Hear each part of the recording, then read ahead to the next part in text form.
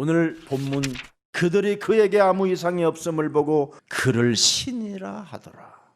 살인자가 신으로 바뀌는 이 순간을 들여다보세요. 어디에서 나오는가? 고요함 속에서.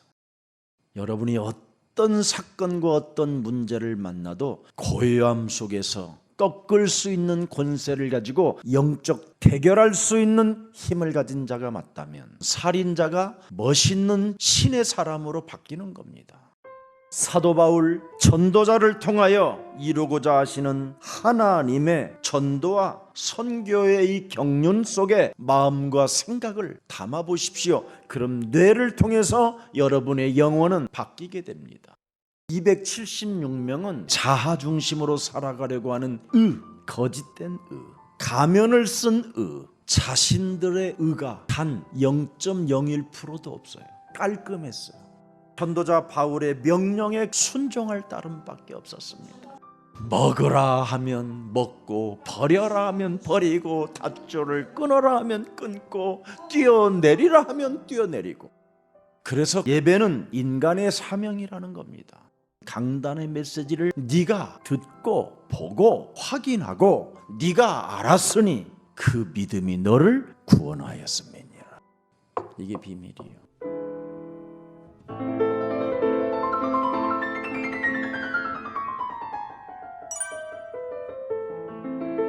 저는 여러분들에게 뭘 제일 많이 강조합니까? 운명의 쇠사슬에서 벗어나라. 사탄의 권세에서 빠져나올 수 있도록 그리스도 이름으로 사탄의 일을 멸해라. 심령을 빼앗고 죽이고 여러분을 멸망시키는 사탄의 머리를 박살내라. 우리의 대속주가 내 인생의 과거, 현재, 미래 모든 문제를 십자가라는 죽음을 통하여 대속주로 끝냈으니 너는 자유해라. 진리 안에서 자유는 하나님이 보장시켜 놓은 것이다. 예수 그리스도만이 길이요 진리요 생명이라는 것을 네가 믿으면 하나님 만난 자가 된 것이다. 그래서 그리스도의 영이 네 몸에 있다면 그리스도 예수 안에 있는 자는 정죄함이 없나니 그리스도 예수 안에 있는 생명의 성령의 법이 죄와 사망의 법에서 너를 해방케 하시는 것이다. 내가 연약할 때 그리스도께서 이미 해결해 놓으셨다. 내가 죄인 되었었을 때 갈보리 십자가 보혈의 피 흘려주심으로 말미암아 하나님과 화목할 수 있는 길이 열린 것이다. 우리들에게는 하나님의 능력이 시작되는 것이다. 왜 오직 목사님은 예수 그리스도 그 복음만 말씀하고 계십니까? 그렇지 아니하면 여러분과 저는 종교의 배설물을 잡숴야 돼요. 그러면 어떻게 됩니까? 어느 날 사망의 잠을 자게 되고 사망 권세 잡은 자가 여러분의 영혼에 스며들어올 때는 감당할 길이 없게 되는 겁니다. 세상에서 불어오는 이 흑암의 바람을 여러분 심령에 여러분 뇌에 생각에 막을 길이 없어서 같이 죽는 겁니다. 개인의 영적인 문제는 영원히 가는 겁니다. 그리고 개인의 문제가 해결이 되지 아니하면 거짓 선지자들로부터 미혹을 받아서 마지막 때 영적인 큰 혼란에 빠져서 그 수렁에서 나올 수가 없다라는 것이 영적 큰 혼란의 세계를 말하는 겁니다. 여러분, 종교는 사람을 더 비정상으로 만드는 겁니다. 모든 종교는 귀신을 섬기기 때문에 쾌락주의로 빠지고 금욕주의와 우상숭배로 전락하게 되는 겁니다. 바울은 종교는 진리를 변질시키는 마술사라고 표현합니다. 그래서 과학과 마술을 혼합시켜서 사람의 심리 상태를 자극하는 것이 바로 오늘날의 지금 종교의 모습입니다. 사도행전 16장 17절 18절을 자세히 현미경으로 들여다보세요. 이 사람들은 지극히 높은 하나님의 종으로서 구원의 길을 너희에게 전하는 자라 하며, 보세요, 귀신 들린 자들이 사도 바울을 다 알아요. 그럼 지가 구원을 받아야 될 거 아니에요. 절대 구원을 받지 않기로 작정된 몸뚱아리들이 있다니까요. 목사가 누군지를 알면서도 목사의 메시지를 못 알아듣는 겁니다. 바울이 심히 괴로워하여 돌이켜 자기를 알아보는 사람에게 그 귀신에게 이르되 예수 그리스도의 이름으로 내가 네게 명하노니 그에게서 나오라 하니 귀신이 즉시 나온지라. 혹시 여러분을 위대한 사람으로 불러주거들랑 이런 힘을 가지고 있어야 돼요. 그래야 여러분 자신이 구원에서 떨어지지 않고 하나님의 자녀된 신분 권세로 영원한 하나님의 나라를 상속받게 되는 겁니다. 이 세상 신은 교만하고 까불고 건방진 자들에게 자신이 주는 겁니다. 속이게 하려고. 그래서 어떻게 창세기 3장이라는 이 현장에서 저와 여러분이 승리할 수 있는가, 이걸 여러분이 찾아내야 됩니다.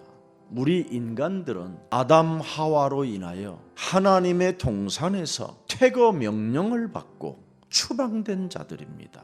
그래서 지금 이 세상은 사탄이 지배하고 있는 땅입니다. 이 땅에서 여러분이 어떻게 살아야 되느냐?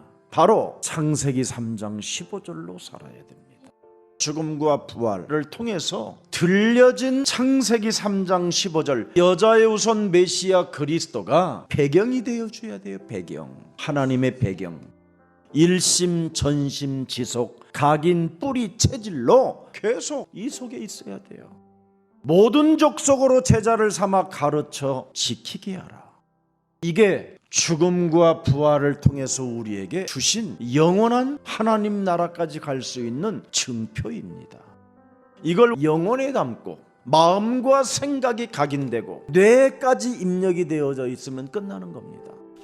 여자의 우선 메시아 그리스도가 고난을 받고 제3일에 죽은 자 가운데서 살아날 것과 또 그리스도의 이름으로 죄 사함을 받게 하는 회개가 예루살렘에서 시작하여 모든 족속에게 전파될 것이 기록되었으니 너희는 이 모든 일의 증인이라.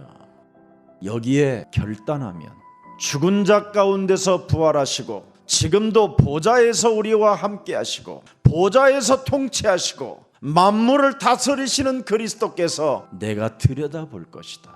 내가 내 아버지께서 약속하신 것을 너희에게 보내리니 너희는 이로부터 능력으로 입혀질 때까지 이 성에서 옛사람의 틀을 깨트리고 있으면 하나님이 함께 하신다.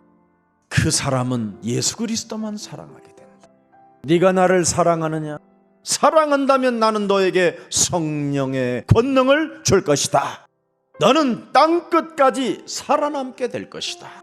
엄청난 진리를 가지고 있음에도 불구하고 무엇이 여러분의 심령을 지금 오그라들게 만들고 쪼그라들게 만들고 쟁쟁그리게 만드냐 이 말이에요. 왜 그렇습니까? 일상생활 속에 마음과 생각을 마귀라는 놈한테 틈을 줘서 그렇습니다. 그놈에게 틈을 주면 여러분의 영혼이 혼란에 빠지게 되는 겁니다. 뇌에 그게 각인되는 겁니다. 그래서 각인된 게 계속 영혼을 통해서 쟁쟁거리는 겁니다. 오늘 내가 부끄러움 당할 일들을 사로잡아 그리스도 이름으로 자꾸 내어쫓는 그 훈련이 되어지면 뇌가 그걸 기억하고 드디어 여러분의 영혼은 치유가 일어나는 겁니다. 이거 치유 안 받으면 정신병이 되든지 자살을 하든지 다른 사람을 죽이든지 미치게 만들든지 모든 자기와 관련된 사람들에게 손해를 입히고 부도를 처리하는 겁니다. 세상 밖에는 아주 강하고 강한 흑암의 바람이 불어오고 있는 겁니다. 이 흑암의 바람을 어떻게 맞이할 겁니까? 이 세상 흑암의 바람은 여자의 우선 메시아 그리스도를 가지고 구원의 투구를 써라. 이 흑암의 바람은 여러분의 심장을 파고 들어오기 때문에 네 가슴에 심장에 의의 흉배를 붙여라. 반드시 네가 일어나고 싶거들랑 허리띠를 띠라. 혈과 육의 싸움이 아니라 하늘의 악한 영들과의 싸움이니라. 그래서 언제나 성령의 검을 지니고 다니는 거예요. 성령의 검은 곧 말씀의 검을 말하는 거잖아요. 여자의 우선 메시아 그리스도의 이름으로 옛사람의 틀을 가지고 교회 안에서까지 욕심장애로 살게 만들고 끊임없이 사람을 이간하며 사람을 죽이며 하나님의 일에 관심 없이 살게 만드는 모든 흑암 조직들은 예수 그리스도의 이름으로 산산이 무너질지어다.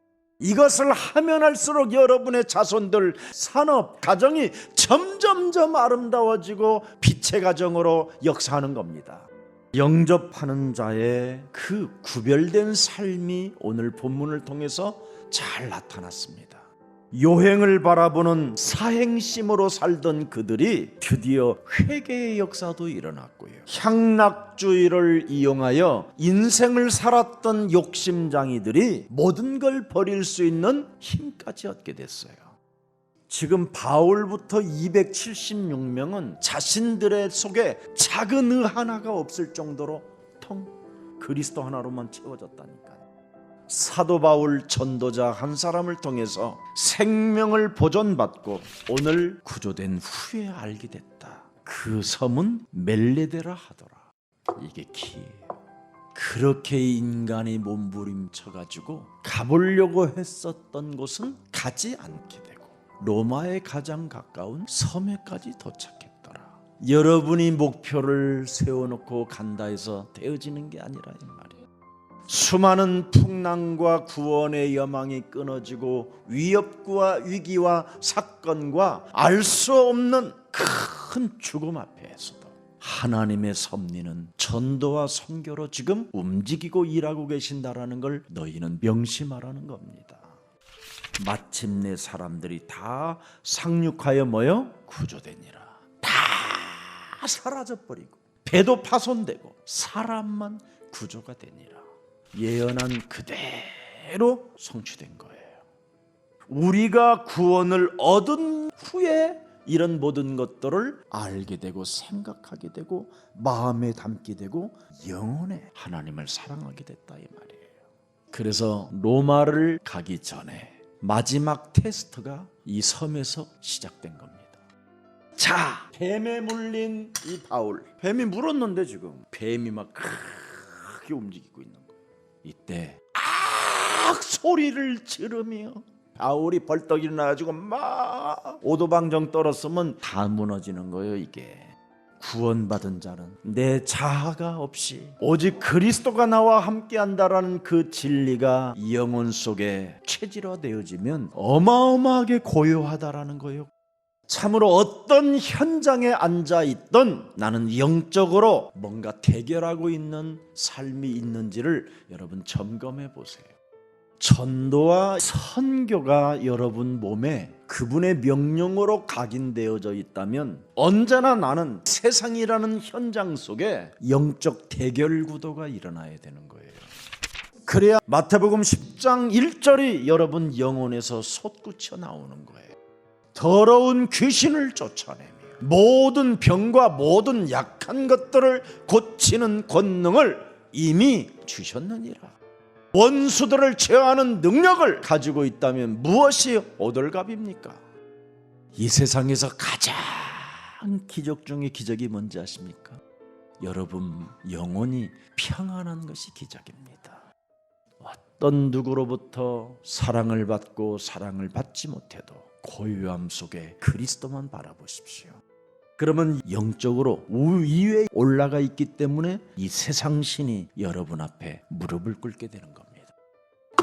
바울은 당신이 머무르는 그 현장에 언제나 영적 대결 속에 우위에 있었다 이 말이에요. 그것이 전도의 문을 여는 비밀이고 제자를 찾아내는 비밀이고 하나님의 나라를 세우는 하나님의 축복이 있게 되는 겁니다.